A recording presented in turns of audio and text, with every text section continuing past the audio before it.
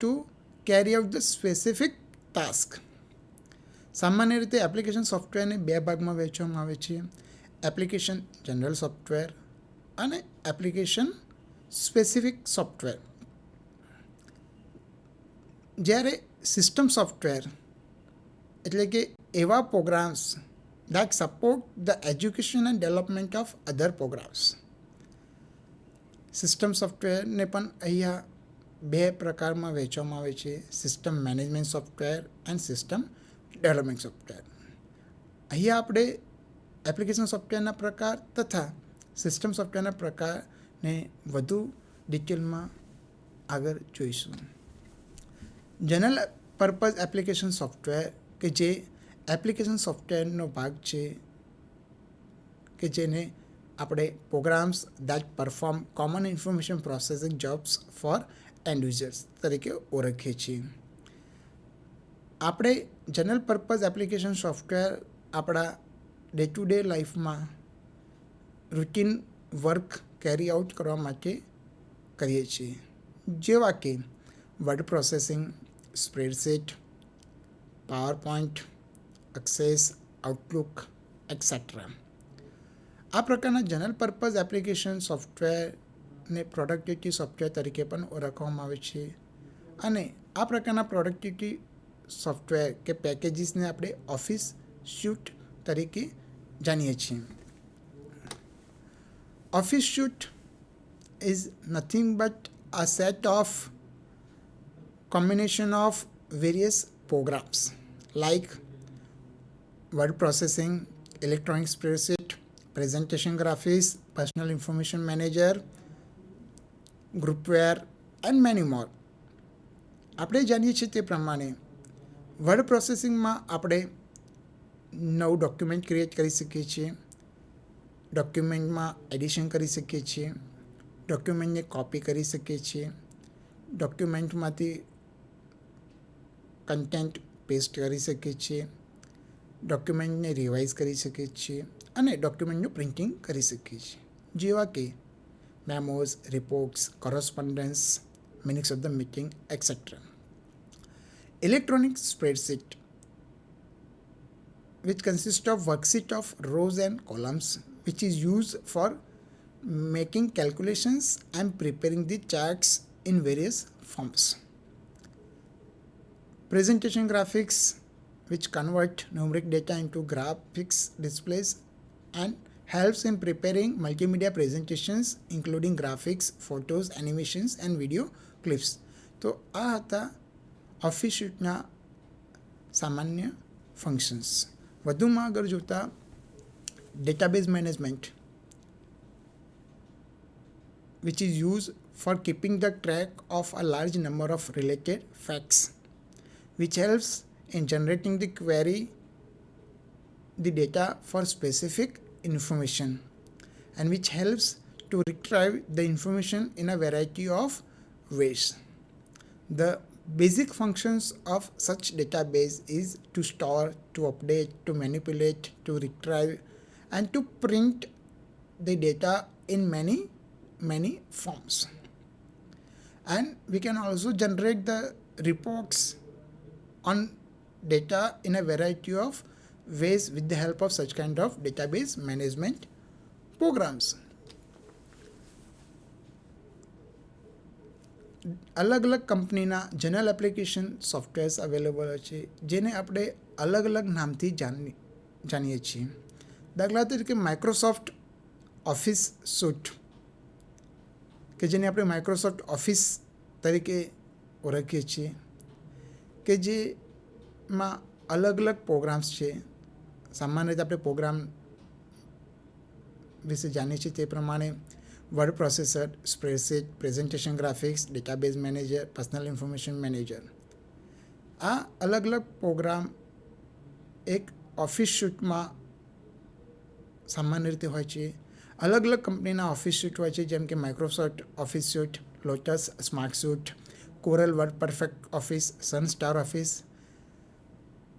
મોટાભાગે દરેક પ્રોગ્રામ કે જે સેટ ઓફ પ્રોગ્રામ ઓફિસ સ્યુટમાં કવર થાય છે, એના ફંક્શનાલિટી ઓલમોસ્ટ સિમિલર હોય છે, તેમને જસ્ટ અલગ નામથી અહીંયા પ્રદર્શિત કરવામાં આવે છે. વધુમાં જોતા અધર જનરલ એપ્લિકેશન સોફ્ટવેર્સ જેવા કે email, web browser, instant messaging, weblog, blog. હવે ઈમેલ કઈ જગ્યાએ કેવી રીતે ઉપયોગ થાય છે તે વિશે ચર્ચા કરીશું. Email is a software to communicate by sending and receiving messages and attachments via the internet, intranet or extranet. સામાન્ય રીતે આપણે જાણીએ છીએ તે પ્રમાણે આપણે ઈમેલની સાથે ઘણા બધા અટેચમેન્ટ અને ઇન્સ્ટન્ટ મેસેજીસ મોકલી શકીએ છીએ. ત્યારબાદ web browser, software applications which support navigation through the point and click resources of the web, which helps the user to connect with the ISP and the computer node. Then instant messaging, to receive electronic messages instantly and allows real-time communication and collaboration with all the concerns. Weblog, or you can say blog, a personal website in dated log format updated with new information about a subject or a range of subjects. તો આ હતા general application software. હવે કેટલાક બીજા general application software વિશે જોઈશું, જેવા કે પર્સનલ ઇન્ફોર્મેશન મેનેજર એન્ડ ગ્રુપવેર. આપણે જાણીએ છીએ તે પ્રમાણે પર્સનલ ઇન્ફોર્મેશન મેનેજર યુઝર દ્વારા productivity and collaboration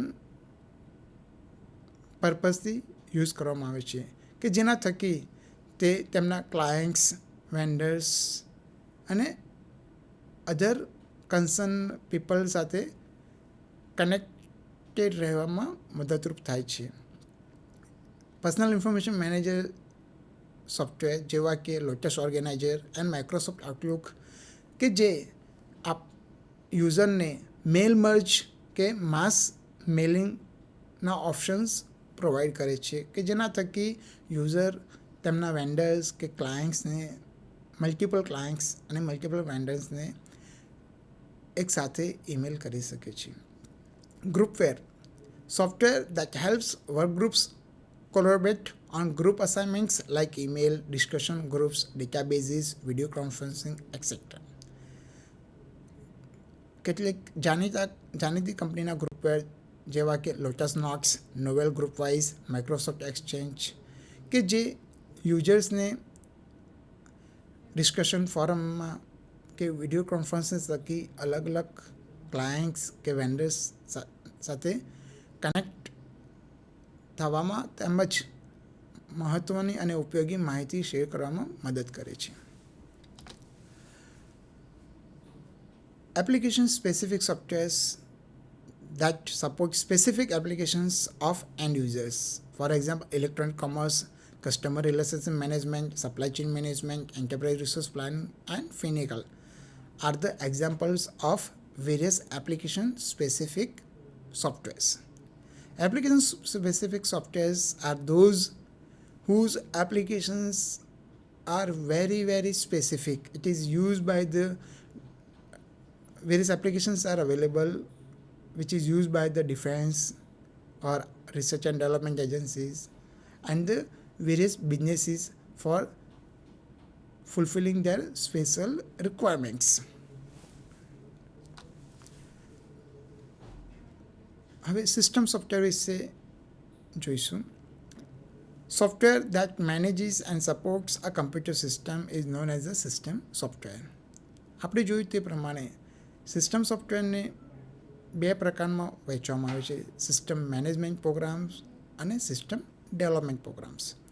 system management program that manage hardware, software, network and data resources.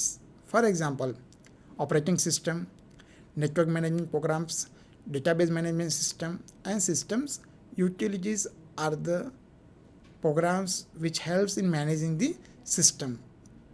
Whereas system development programs which help users to develop a new information system programs. For example, various programming languages like C, C++, Java, .NET, PHP, etc., which are used for development of various programs for the various purposes. System management સોફ્ટવેરના example વિશે ચર્ચા કરીશું કે જેમાં operating system which control and manages the computing resources.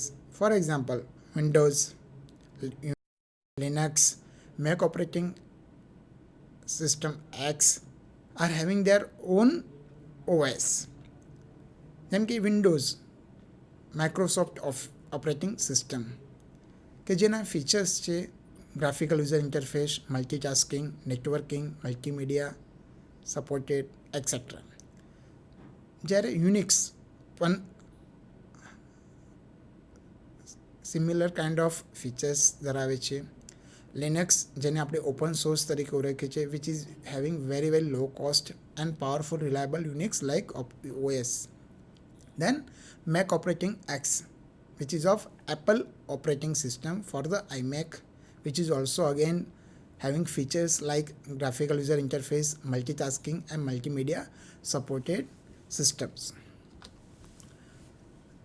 System development software આપણે જોયું તે પ્રમાણે programming languages it's a set of conventions that allows to express a program in a format that is also more or less readable for humans. Various levels of programming languages are available since the inception of the languages, which get categorized under the 4 category. Machine language, which is known as the binary language, which use binary coded instructions. Then assembler language, which use symbolic coded instructions. For example, LOD is equal to Y. Then high level language, which use brief statement or arithmetic notations, like in basic as we know x is equal to y plus z, and in COBOL as we know computer x is equal to y plus z. Whereas the fourth type of, or you can say fourth level of programming language is fourth generation language, which use natural and non-procedural statements. For example, making the sum of following numbers and the total get done. It is known as the fourth generation, or this example is known as the fourth generation language. ત્યારબાદ emerging software trend વિશે આપણે ચર્ચા કરીશું. As software becomes increasingly important to the everyday processes of the enterprise, developers are being relied on more than ever before to create new and exciting programs. Various emerging software trends are there like open source, cloud computing, mobile technologies, and intelligent machine. Open source software is a computer software whose source code is available under a license that permits users to use, change, and improve the software and to redistribute it in modified or unmodified form. It is often developed in a public or collaborative manner. Well-known operating OSS products are Linux, Netscape, Apache, etc., having their own open source software which is easily accessible and easily modifiable. હવે cloud computing વિશે જોઈશું.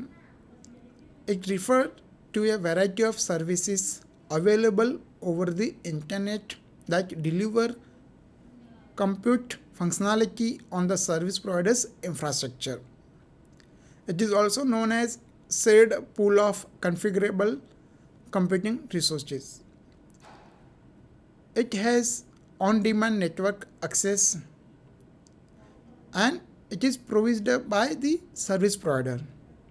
So you can, with the help of such cloud computing facilities, you can get the access of your data from anywhere across the globe wherever the internet facility is available. દાખલા તરીકે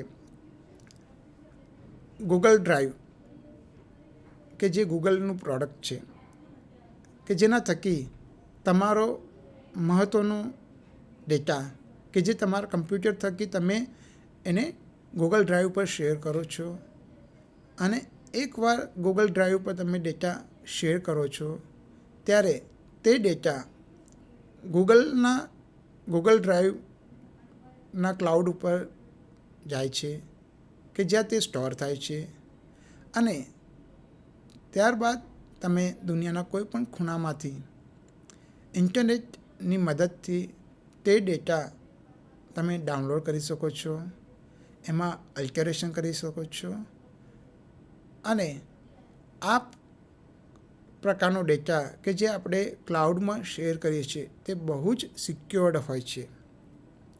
તો outside ઇન્ટ્રુઝન તેને access નથી કરી શકતો કે તેને harm કરી શકતું નથી. હવે આપણે ધ વર્લ્ડ ઓફ ઇન્ટરનેટ વિશે ચર્ચા કરીશું. સામાન્ય રીતે આપણે જાણીએ છીએ તે પ્રમાણે ઇન્ટરનેટ એ અલગ અલગ ફોર્મમાં અવેલેબલ હોય છે. દાખલા તરીકે ઓપન એક્સેસ જે અવેલેબલ હોય છે જેને આપણે ઇન્ટરનેટ તરીકે ઓળખીએ છીએ. ત્યારબાદ ઇન્ટરનેટ 2 વિશે આપણે ચર્ચા કરીશું. ત્યારબાદ ઇન્ટ્રાનેટ વિશે જોઈશું. ત્યારબાદ એક્સ્ટ્રાનેટ અને વર્ચ્યુઅલ પ્રાઇવેટ નેટવર્ક વિશે જોઈશું. પહેલાં આપણે ઇન્ટરનેટ વિશે વિગતવાર ચર્ચા કરીએ. ઇન્ટરનેટ એ બીજું કંઈ જ નહીં પણ આ નેટવર્ક ઓફ નેટવર્ક્સ છે કે જેમાં નંબર ઓફ સર્વર્સ એકબીજા સાથે કનેક્ટેડ હોય છે. અહીંયા સર્વર એટલે કમ્પ્યુટર સિસ્ટમ કે જે રાઉન્ડ ધ ક્લોક ઓન રહે છે, કે જેના ઉપર વેબસાઇટ હોસ્ટ કરવામાં આવી હોય છે, અને જે એક સિસ્ટમથી બીજી સિસ્ટમમાં ડેટા શેર કરે છે. આ નેટવર્ક ઓફ નેટવર્ક્સ કે જેમાં લેક્સ ઓફ